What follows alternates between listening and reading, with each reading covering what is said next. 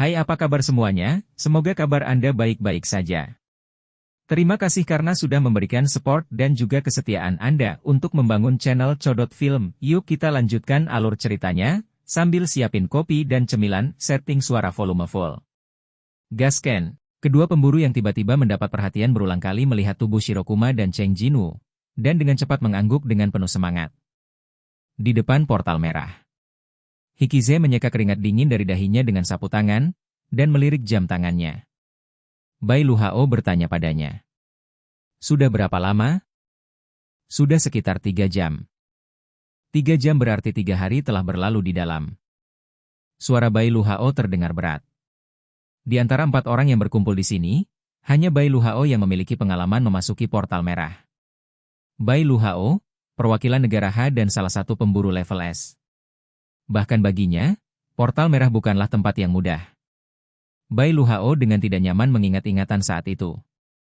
Hal paling menakutkan tentang portal merah adalah kebalikan dari gerbang itu adalah dunia yang sama sekali berbeda.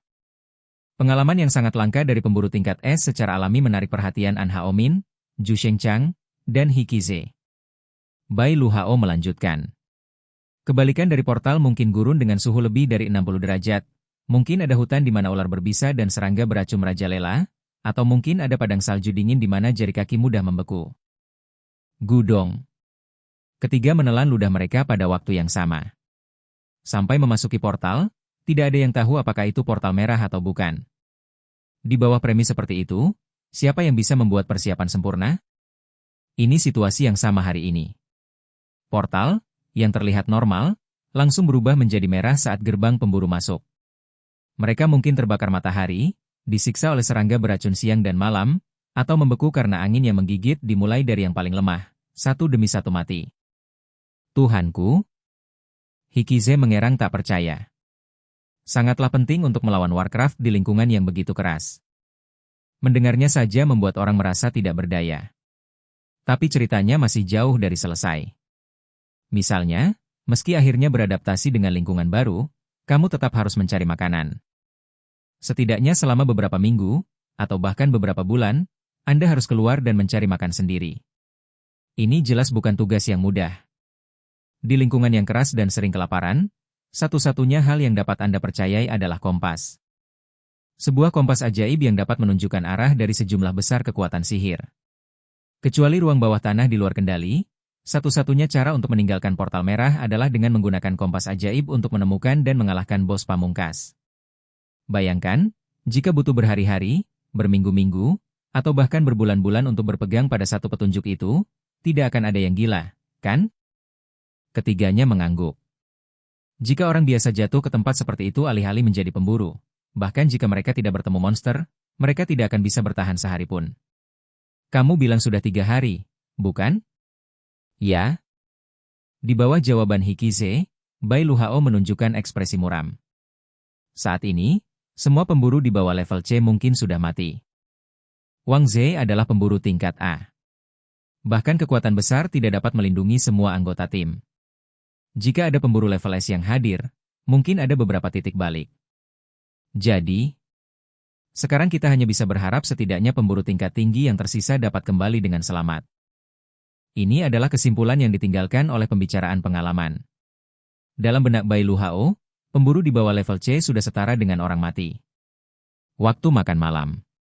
Sepotong besar daging diletakkan di atas api unggun, dan secara bertahap dipanggang menjadi penampilan emas. Daging beruang ini agak sulit dikunyah, tapi rasanya enak, kan? Mau lagi? UPS, terima kasih. Gao Minghuan memotong daging beruang putih yang sudah matang dan meletakkannya di piring yang diserahkan Yin Qizhong. Mereka adalah 2 pemburu cerang di tim Cheng Jinwoo.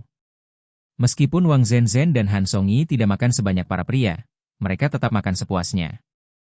Kakak, beri aku merica. Mau garam? Tidak perlu, rasanya sudah pas. Semua orang semakin akrab dengan penjara bawah tanah. Tidak hanya ada api unggun, tetapi juga selimut dan tenda.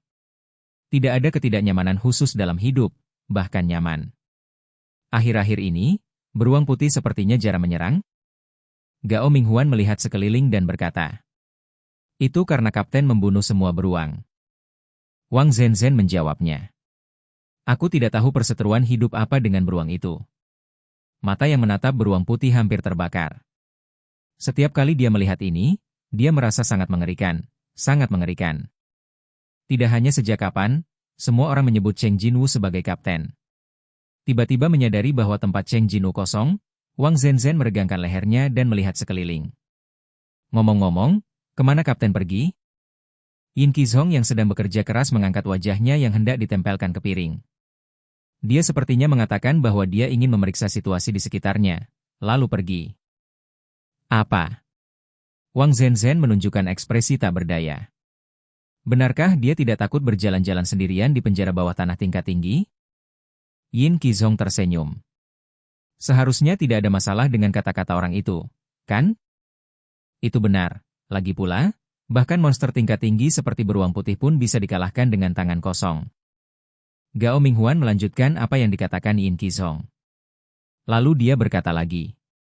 Tapi karena aku kebetulan menyebutkan masalah ini, izinkan aku bertanya. Jika kamu ingin dengan mudah mengalahkan monster besar seperti dia, setidaknya kamu harus berada di level berapa? Kesunyian. Tiba-tiba semua orang terdiam. Bukan hanya dia, semua orang sangat penasaran dengan pertanyaan ini. Hanya saja mereka takut dikeluarkan dari tim, sehingga tidak ada yang berani menyebutkan masalah ini dengan mudah. Ayo makan dengan cepat, semuanya. Mendengar kata-kata Wang Zenzhen, semua orang mengangguk. Seong Jinwu, yang sedang mencari di hutan, menerobos semak-semak dan keluar. Tampaknya dekat sini. Saya bisa merasakan nafas banyak beruang putih di tempat tertentu. Cheng Jinwu telah mengikuti beruang kutub sejak tadi malam. Dia menyadari bahwa iceberg selalu datang dari arah yang sama. Mata Cheng Jinwu tiba-tiba berkedip saat dia berjalan-jalan. Menemukannya. Lusinan gua berbatu dapat dilihat di balik semak-semak, dan aroma lebih dari satu beruang putih tercium di setiap gua. Anda bahkan tidak perlu menggunakan indera Anda untuk melihat beruang masuk dan keluar gua. Diperkirakan secara kasar ada lebih dari 30. Benar-benar sarang beruang. Mulut Cheng Jinwu meringkuk. Dia datang sendirian dengan sengaja sehingga tidak ada orang di sekitar yang menatapnya. Ini adalah tempat yang ideal untuk menggunakan tentara bayangan. Cheng Jinwu telah menunggu kesempatan ini. Keluarlah. Ketika Cheng Jinwu diam-diam memanggil tentara bayangan, tentara berbaju hitam diam-diam muncul di sampingnya.